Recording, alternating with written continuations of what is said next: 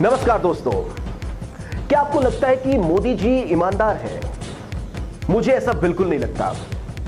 मैं ऐसा क्यों बोल रहा हूं, चलिए आपको समझाते हैं। राफेल विमान डील के बारे में तो आपने सुना होगा। दरअसल ये एक बड़ा घोटाला है और इसके सीधे आरोप मोदी सरकार पर लग रहे हैं। दरअसल राफेल एक लड़ाकू विमान है और भारत इस विमान को फ्रांस से खरीद रहा है। मोदी सरकार ने इस विमान को महंगी कीमत पर खरीदकर एक बड़ा घोटाला किया है। इसको ध्यान से समझिएगा। साल 2012 में उस वक्त की मनमोहन सिंह सरकार ने 126 राफेल विमान की डील फ्रांस के साथ की थी। यह डील 54,000 करोड़ रुपए की थी और एक राफेल विमान की कीमत 540 करोड़ रुपए थी।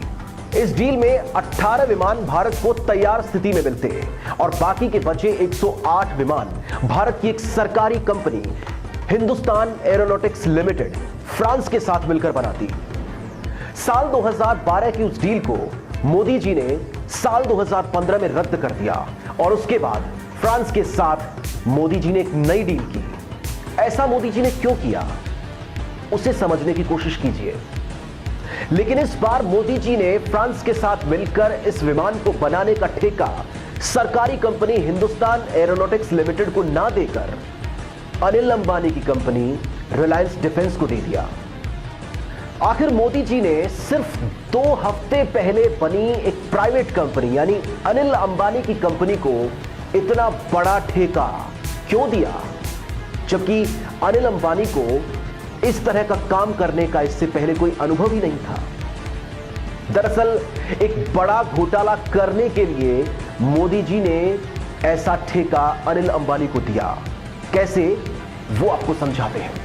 नई डील के तहत मोदी जी ने विमानों की संख्या 126 से घटाकर सिर्फ 36 कर दी और एक विमान की कीमत 540 करोड़ रुपए से बढ़ाकर 1640 करोड़ रुपए कर दी।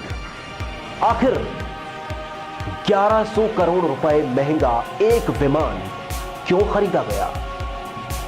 अब ये 1100 करोड़ रुपए अनिल अंबानी की जेब में गए, अमित शाह की जेब में गए या फिर पीएम नरेंद्र मोदी की जेब में गए? अनिल अंबानी की कंपनी 28 मार्च 2015 को बनी थी, यानी नई डील के होने से महज 2 हफ्ते पहले ऐसी नई कंपनी को मोदी जी ने भारत की जनता का सारा पैसा ऐसे ही बांट दिया। और ऐसा हम ऐसे ही नहीं कह रहे हैं, चाहे तो आप आरटीआई लगाकर इस बात की जानकारी हासिल कर सकते हैं।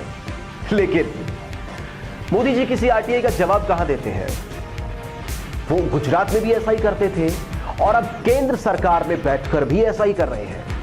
मोदी जी जनता के पैसे को बड़े बड़े उद्योगपतियों में बांट रहे हैं और बड़े बड़े उद्योगपति उसके बाद हो सकता है कि गायब हो जाए। नीरव मोदी ऐसा कर चुके हैं, विजय माल्या ऐसा कर चुके हैं, मेहुल चोकसी भी ये कर चुके हैं और हो सकता है कि अब अनिल अंबानी भी कर दें। अब आप तय कीजिए आपको क्या करना है। इस वीडियो को ज्यादा से ज्यादा लोगों तक शेयर करें ताकि ये सच्चाई ज्यादा से ज्यादा लोगों तक पहुंच सके। जय हिंद।